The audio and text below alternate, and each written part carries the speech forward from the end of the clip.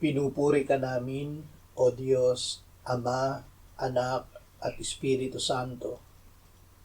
Salamat, Ama, na ibinigay mo sa amin si Jesus na iyong anak na namatay para sa aming kasalanan, iyong muling binuhay, iniakyat at iniluklok sa iyong kanan sa langit.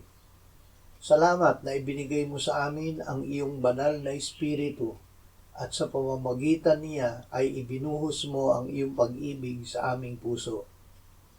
Panginoong Hesus, ikaw ang ilaw ng sanlibutan. Kami na sumusunod sa iyo ay hindi kailanman lalakad sa kadiliman, kundi mayroon ng ilaw ng buhay.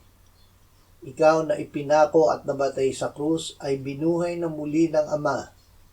Ang iyong buhay ngayon ay nasa amin dahil ikaw ay nananahan sa amin sa pamamagitan ng Espiritu Santo.